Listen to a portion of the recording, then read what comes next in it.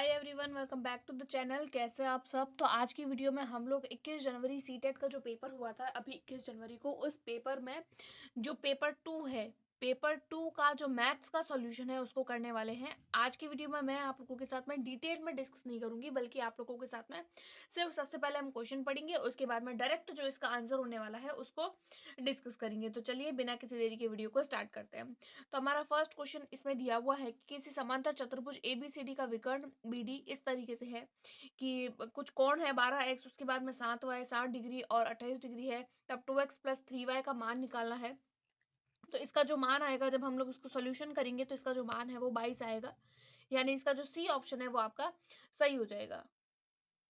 उसके बाद में नेक्स्ट क्वेश्चन हमारे पास में है कि एक विद्यार्थी ने परिमेय संख्याओं के निम्नलिखित गुणधर्मों की एक सूची बनाई है, इनमें से कौन सा सही है। एक परिमेय संख्या में पूर्णांक होते हैं, शून्य परिमेय संख्या नहीं है और सभी भिन्न परिमेय संख्या होती है। तो यहाँ पर बी जो है वो आपका गलत ऑप्शन है, क्योंकि शून्य भी एक परिमेय संख्या है, बल्कि इन्होंने नहीं बोला है, तो बी हट जाएगा। ए और सी आपका सही है, और ए और सी जो है वो आपके ए ऑप्शन में है, इसीलिए हमारा जो है वो ए ऑप्शन जो है वो इसमें हमारा राइट हो जाएगा। अब हम देखेंगे हमारा 33 क्वेश्चन। इसमें से बोला है कि एक हम लोगों को दिया गया है, उसमें इक्वेशन दी है, उसमें गुणनखंड, हमें एक गुणनखंड निकालना है कि इसका गुणनखंड कौन सा होगा। तो जब हम इसका सॉल्यूशन करेंगे तो हमारे पास में इसका जो सी ऑप्शन है वो राइट आएगा।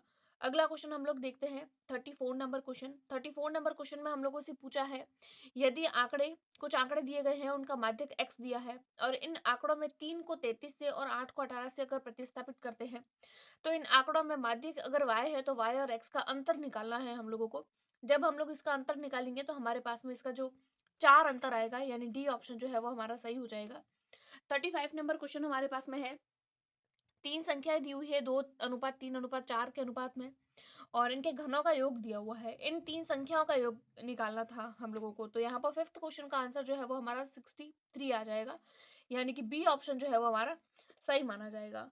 अगला क्वेश्चन हमारे पास में है 36 नंबर क्वेश्चन में बोला है कि ए बहुफलकों की शीर्ष v, किनारे e और फलकों की f संख्याएं 10, 15 और x है, तब 3x-12 का मान निकालना है। जब हम इसको सॉल्यूशन करेंगे तो हमारे पास में इसका ए आंसर यानी कि 7 इसका सही आ जाएगा। अगला क्वेश्चन हमारे पास में है, एक इक्वेशन दी गई है, यानी x upon Y is equal -1/3 की पावर में -3, और उसके बाद में डिवाइड -4 कुछ दिया हुआ है। तो 37 नंबर क्वेश्चन जो है इसका जब हम सॉल्यूशन करेंगे तो -48/265 जो है वो हमारे पास में, यानी डी ऑप्शन जो है वो हमारा सही हो जाएगा। उसके बाद में हम लोग देखते हैं 38, थोड़ा सा ब्लर है ये। यहाँ पर हम लोगों को बोला है डैश द्वारा अवधारणा को स्कीमा के रूप में, देखिए स्कीमा की बात हो रही है, और स्कीमा के बारे में जो है वो पियाजे ही बताते हैं, तो हमारा 8 का बी ऑप्शन राइट हो जाएगा। 9th क्वेश्चन है कि एक x-1.011 और प्लस में 10.11 -12 पॉइंट, और इस तरीके से इक्वेशन दी है, और x में क्या जोड़ा जाए कि इसका जो योगफल है वो 11 से प्राप्त हो जाए। तो आपका जब हम इसको सोल्यूशन करेंगे तो हमारा ए ऑप्शन इसमें सही हो जाएगा।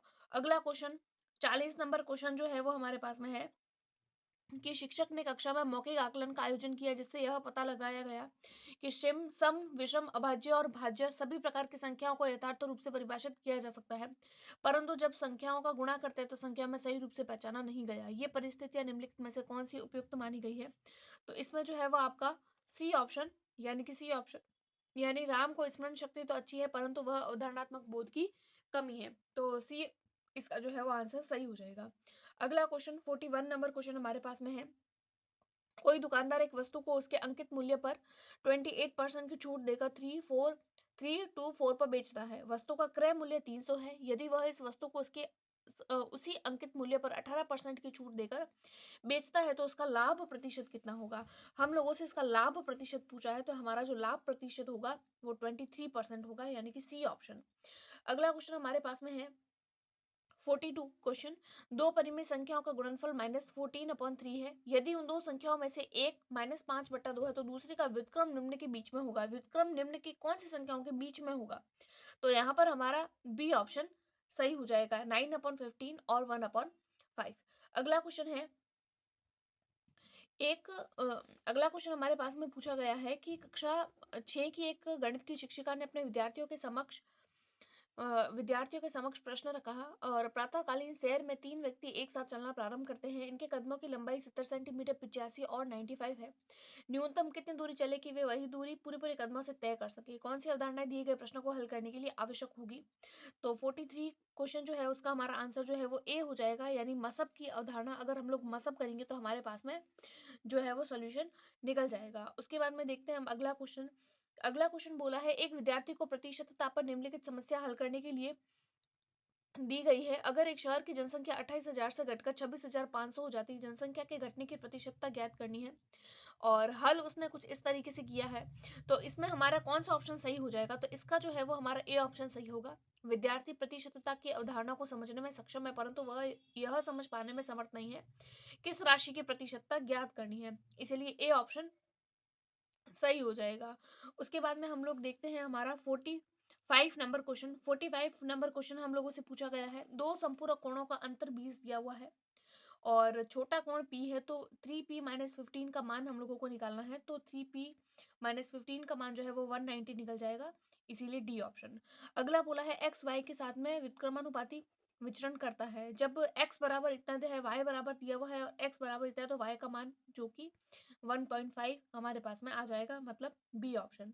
अगला क्वेश्चन हम देखते हैं, गणित की कक्षा में दृष्टिबाधित विद्यार्थियों के लिए निम्नलिखित में से अधिगम शिक्षण संसाधनों LTR में से सबसे उपयुक्त कौन सा है? तो यहाँ पर हमारा जो है वो जियोजेब्रा हो जाएगा और टेलर का गिनतारा, यानी दो ऑप्शन हमारे राइट हो जाएंगे।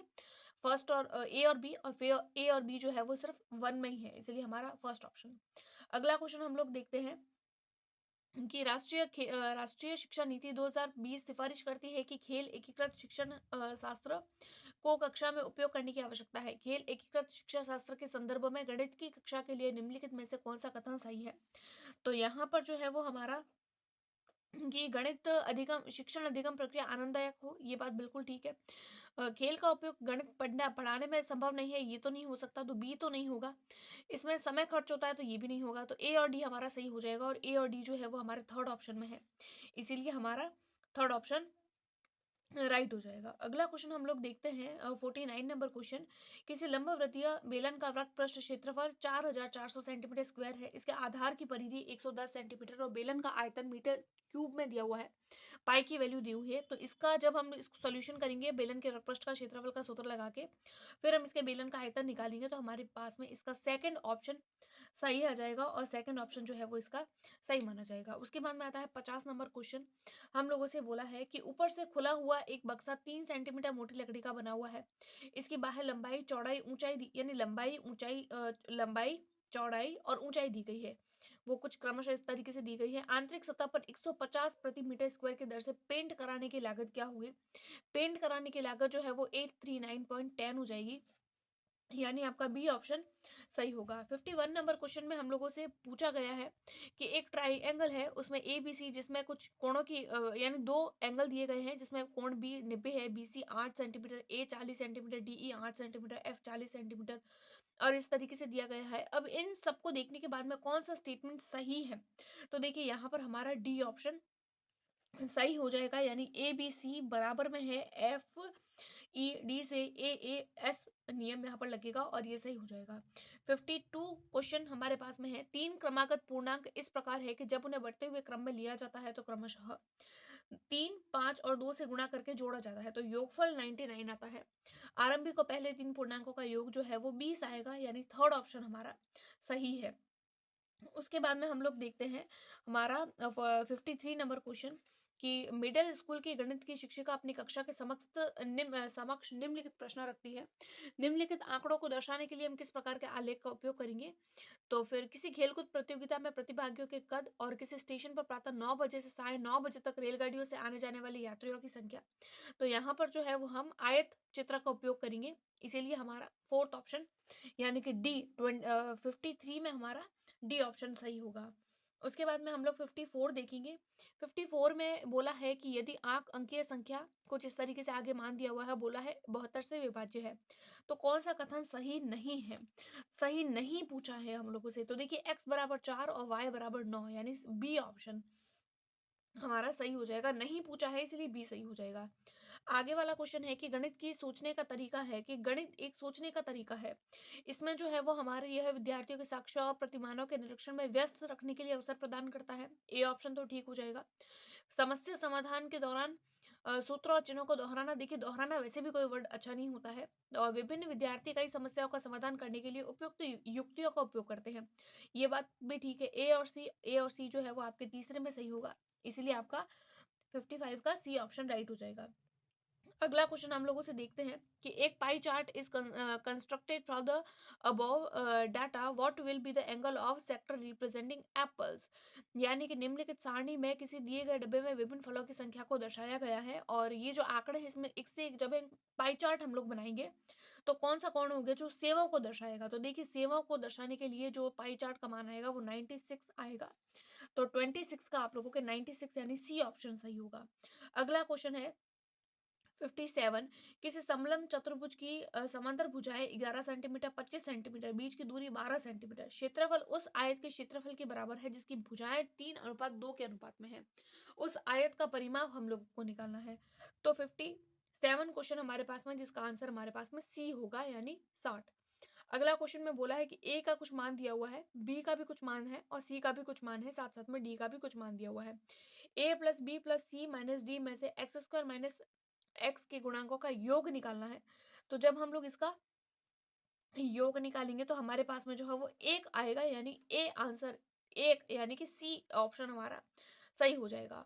अगला क्वेश्चन हम लोग देखते हैं कि निम्नलिखित में से कौन सा गणित अधिगम के आकलन का आयाम नहीं है। तो आकलन का आयाम नहीं है तो गणित के प्रति रुझान, देखिए रुझान होना चाहिए, यहाँ पर आयाम नहीं पूछा है, इसीलिए हमारा सी ऑप्शन हो जाएगा। अगला क्वेश्चन हम लोग देखते हैं कि त्रिभुज दिया हुआ है जिसमें पी बराबर 55 है, क्यू आर बराबर 18 सेंटीमीटर है। निम्न स्थितियों में से किसमें ट्राइंगल पी क्यू आर एक अधिक कोण विषमबाहु त्रिभुज हो सकता है। तो यहाँ पर आर जो 15 डिग्री आएगा और पी आर जो है वो ज्यादा आएगा 18 से, इसीलिए आपका सेकंड ऑप्शन राइट हो जाएगा। देखिए इस तरीके से अब आप लोगों की जितने भी मैथ्स में जितने भी आप लोगों के स्कोर हो रहे हैं पेपर 2 में, तो आप लोग मुझे कमेंट करके बताइए आप लोगों का आंसर की चेक करने के बाद में सीटेट क्वालिफाई हो रहा है या नहीं हो रहा है, आप ये भी मुझे कमेंट करिए। उसके अलावा अगर आप लोगों को वीडियो पसंद आई है तो please like, subscribe and share. Thanks for watching.